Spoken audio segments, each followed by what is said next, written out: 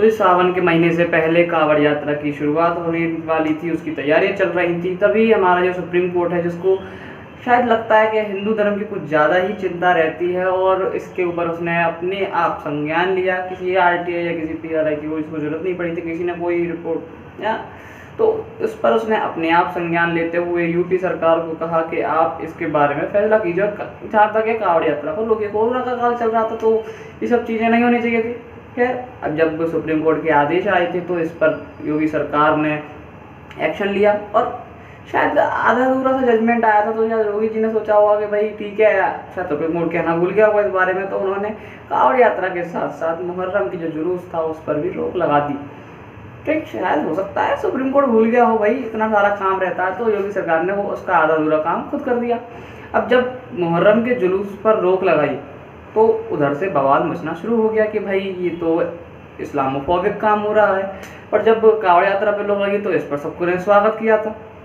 खैर, कांवड़ यात्रा क्यों जरूरी है या ये काम क्यों होता है तो सब जानते हैं, पर मुहर्रम के जुलूस के बारे में शायद सब लोग इतना ही जानते हैं कि ये एक हसन और हुसैन की कुर्बानी के लिए एक शहादत के तौर पे उसको मनाया जाता है। लेकिन कुर्बानी हुई क्यों, ये शायद बहुत कम लोग जानते हैं। मुहर्रम की जब बात आती है तो मुझे एक शेर याद आता है कि ये क्या तमाशा हुआ इस्लाम की तकदीर के साथ, कत्ल शब्बीर हुए नाराए तकबीर के साथ। नहीं समझ में आया? खैर, सब समझ में आ जाएगा, सारे सवालों के जवाब मिल जाएंगे। मुहर्रम क्यों मनाते हैं, इसके पीछे का सारा सच जानेंगे। बने रहिए वीडियो में हमारे साथ एंड तक। आप देख रहे हैं विप्रवाणी।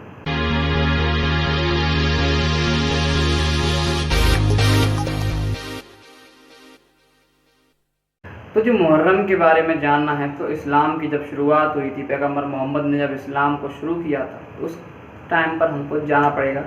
इस्लाम के शुरू के दिनों की बात करें, 14 साल पहले जो पैगंबर मोहम्मद साहब के जो दामाद थे हज़रत अली, वो मस्जिद में फ़जर की या जो सुबह 4-5 बजे की जो नमाज़ होती है उसमें वो नमाज़ पढ़ने मस्जिद पहुँचे। तो वहाँ पर एक आदमी सजदे में झुका हुआ था। सजदा यानी कि जब वो नमाज़ पढ़ते वक्त सिर झुकाते हैं, तो इस तरीके से उस पोजीशन में वो काफ़ी देर से था। जब अली वहाँ पहुँचे तो उन्होंने उसको देखा तो बोलते हैं कि भाई आप मतलब फिज़िकल तौर पर या हेल्थ वेल्थ तो आपकी सही लगती है, पर आप ऐसे इतनी देर से क्यों हैं, कोई दिक्कत है, क्या बात है, मतलब इतनी देर से आप ऐसे क्यों बैठे हैं?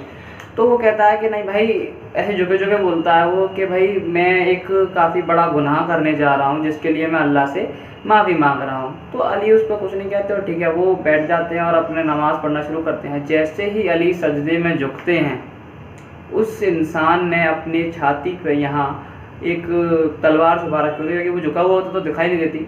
वो उठता है और तलवार निकालकर अली की गर्दन काट देता है।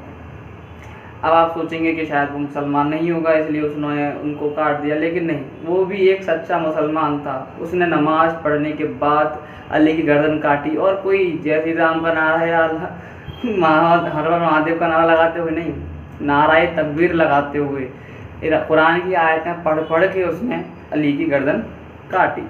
इसी के ऊपर वो शेर था जो मैंने शुरू में कहा था कि क्या तमाशा हुआ इस्लाम की तकदीर के साथ, कत्ल शब्बीर हुए नाराए तकबीर के साथ। तो शब्बीर का कत्ल किया उसने नाराए तकबीर के साथ। नाराए तकबीर यानी कि अल्लाहू अकबर जो नारा देते हैं वो यहाँ ही नहीं रुके। उसके बाद उन्होंने, जो कि उनकी वाइफ थी, उनको घर में बंद करके और जिंदा जला दिया, पूरे घर समेत जला दिया। उसके बाद उन्होंने जो उनके मोहम्मद साहब के जो नवासे थे यानी अली के जो बेटे थे हसन और हुसैन, उनको करबला के मैदान में काफ़ी दिनों तक भूखा प्यासा बांधे रखा कैद में। और जब पानी, ये कहते हैं कि पानी या मांगा था प्यास के वजह से, छोटे से बच्चे थे दोनों, तो उनकी गर्दन काट दी गई। इसके बाद उन सब को जो शूल होते हैं एक भाला टाइप से, उस पर उनकी गर्दनें लगा कर टांग कर और पूरे शहर में घुमाया गया, उनका पूरा जुलूस निकाला गया। इतनी बर्बरता के साथ उनकी हत्या करी गई, जो शायद ही अगर सोचा जाए तो इंसान ये सोचे इतना बर्बर भी कोई हो सकता है। और एक मुसलमान होने के बाद भी उन्होंने खुद के ही पैगंबर के रिश्तेदारों को मारा। उसमें से कुछ रिश्तेदार जो थे वो बच गए थे और वो बचकर वहाँ से भागे। जब अरबों को ये पता चला तो उन्होंने कुछ लड़ाके उनके पीछे उनको भी नहीं छोड़ा, उनको मारने के लिए भेजे। उन लड़ाकों में का जो एक तरह से कमांडर था वो था शायद आपको नाम पता होगा और आप उसके बारे में जानते हो। उसका नाम था मीर कासिम। मीर कासिम के बारे में मैं आपको थोड़ी देर बाद बताऊंगा, पहले उसकी आगे कहानी समझ लेते हैं। तो जब उसके पीछे मीर कासिम लगा दिया, वो लोग भागते भागते आए और एक राजा था जिसने उनकी रक्षा करी अपनी जान की बाजी लगाते हुए भी, और वो था सिंध के ब्राह्मण वंश का राजा दाहिर। राजा दाहिर ने उनको शरण दी, उनकी रक्षा करी, जान कुर्बान कर दी और वो वीरगति को प्राप्त हुए। मीर कासिम को हराया उसके बाद उन्होंने। लेकिन एक कहो तो विडंबना देखिए कि जो मीर कासिम मोहम्मद साहब के वंशजों को, मोहम्मद साहब के रिश्तेदारों को मारने के लिए उनके पीछे अरब से यहाँ तक आया, वो मीर कासिम आज की डेट में अगर आप पाकिस्तान जाएं तो पाकिस्तान की जो हिस्ट्री की टेक्स्ट बुक्स हैं उसमें जो पाकिस्तान को सब जानते हैं कि 1947 में पाकिस्तान बना था, लेकिन वो लोग पाकिस्तान की शुरुआत बताते हैं जब मीर कासिम अरब से इधर की साइड आया था, इंडियन सब कॉन्टिनेंट पे जब वो आया तो उसने पाकिस्तान के बनने की नींव रखी और आज वो एक हीरो के तौर पर वहाँ की टेक्स्ट बुक में पढ़ाया जाता है। अब आप ज़रा ये सोचिए कि जिसने मोहम्मद साहब के परिवार वालों का कत्ल किया हो वो वहाँ एक हीरो के तौर पर है, जिसको कि इस्लामिक रिपब्लिक ऑफ पाकिस्तान उसका नाम है, एक इस्लामिक देश है। इस्लामिक देश में जो कि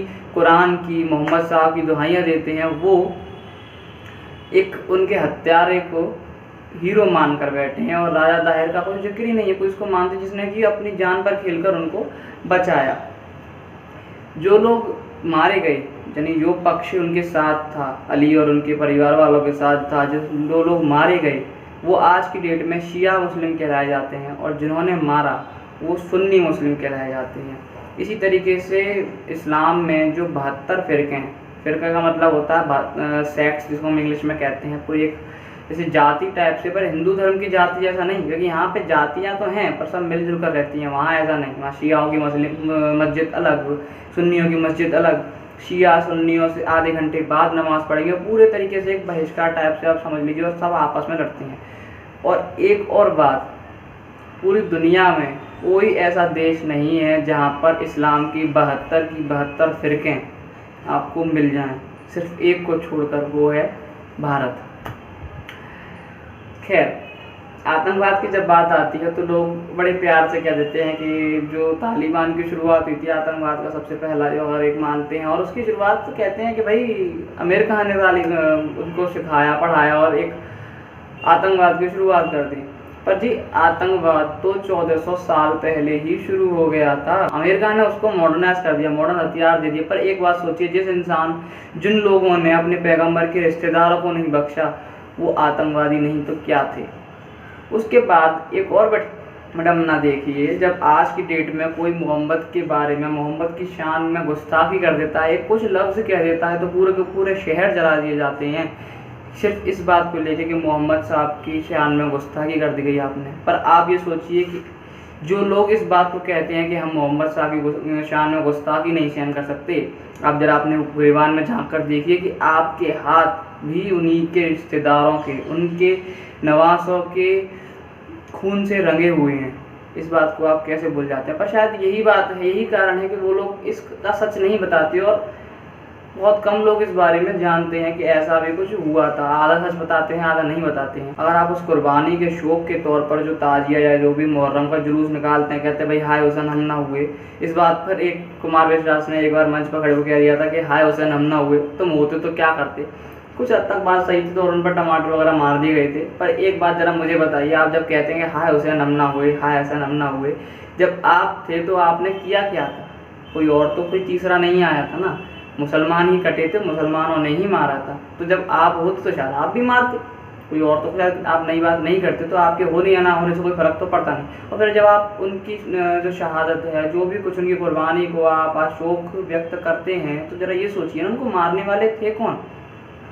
और सेकुलरिज्म का पाठ पढ़ाया जाता है हिंदुओं को, जब सेकुलरिज्म का कोई कॉन्सेप्ट ही नहीं था उस वक्त एक दूसरे मजहब के लोगों को अपनी जान पर खेलकर बचाने वाला एक ब्राह्मण राजा। तो जी हमारे यहाँ तो सेकुलरिज्म शुरू से है, हम सबको भाई मानते हैं। पर ये बात आप देखिए कि आप किसको भाई मानते हैं, किसको भाई नहीं मानते हैं। तो बाकी आपको लोगों को क्या लगता है आप कमेंट बॉक्स में बता सकते हैं और ज़रूर कमेंट कीजिएगा।